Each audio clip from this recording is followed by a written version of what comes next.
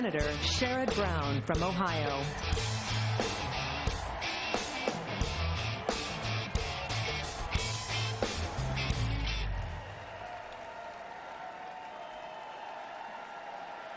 It is an honor to be in the birthplace of our democracy this evening.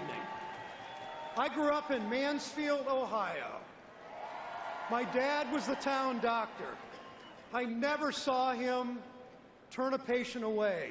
He didn't see profit margins. He saw people who needed help. My mother, who grew up in Mansfield, Georgia, raised 3 Eagle Scouts. She taught each of us to fight for justice. My wife, Connie, grew up in Ashtabula, Ohio. Her father worked at the electric plant. He was a proud member of Utility Workers Local 270. Her mother was a nurse's aide and a hospice home care worker. They wore their bodies out, working long days so their children could go to college. For too many Americans today, that same hard work is not paying off. People work longer hours, they produce more, but while corporate profits have gone up, workers' wages haven't kept pace. Hillary Clinton knows that a job is not just a paycheck. It's about building a better life for your family. She's a progressive who gets things done. And she has a real plan to give American workers the chance to share in the profits they create. Now, Donald Trump believes wages are too high. Those are his words. Too high, and he wants to be president. How do you help Americans build better lives for their families when you outsource jobs?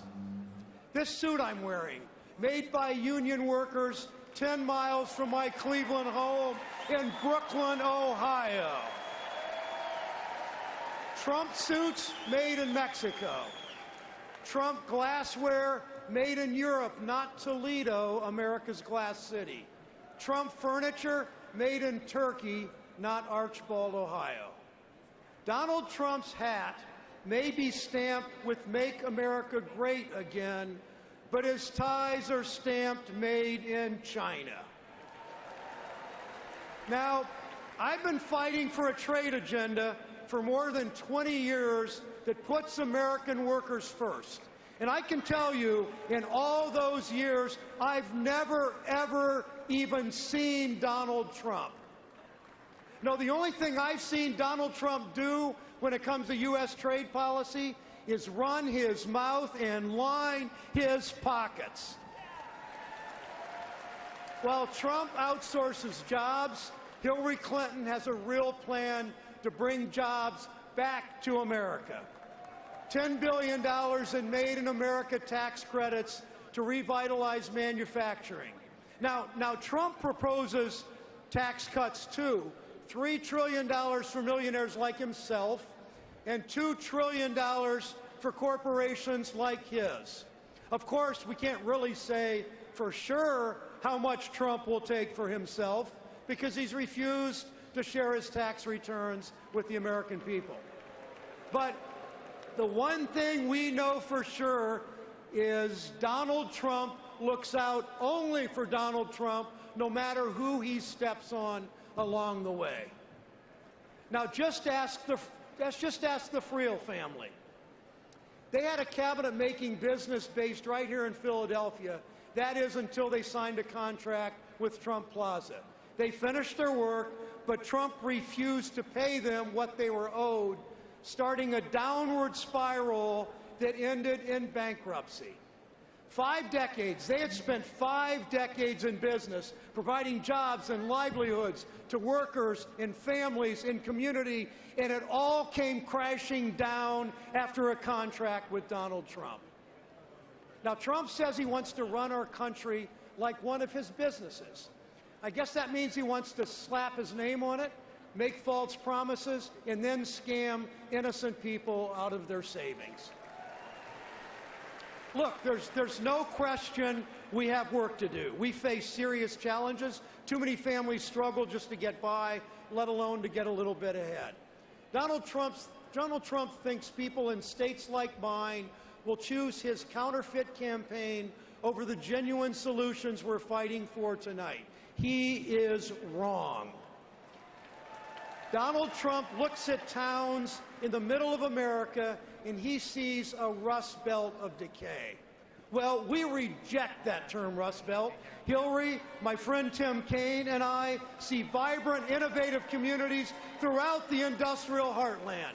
Cleveland is pioneering the country's first freshwater wind farm in Lake Erie.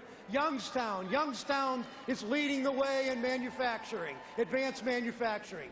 And that power plant where Connie's father worked in Ashtabula, it's not rusting. It's been converted to a water processing plant supporting hundreds and hundreds of Ohio jobs.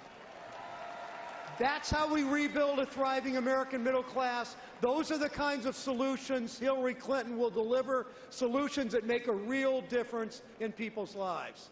And that's why Hillary Clinton will win Ohio. Because as everyone in this great hall knows, as Ohio goes, so goes the nation. Now, in this hall on Tuesday, Connie and I were overtaken with emotion when our longtime friend Bernie Sanders moved to nominate Hillary Clinton to lead our party to victory. It took me back to Mansfield, Ohio, when I was a third grader at Brinkerhoff Elementary School. I remember looking up at the poster on the wall of our American presidents. Other than a few mustaches and powdered wigs, they all look pretty much like me. My 2 granddaughters and my 3 grandsons are too young. They're too young to appreciate the historic nature of this moment. But when they go to school and they look up at those same presidential posters in their classrooms, they won't see faces that look only like mine. They will see Barack Obama. And because of the work that we do over the next 100 days, my granddaughters will see themselves in the face of President Hillary Rodham Clinton. Thank you.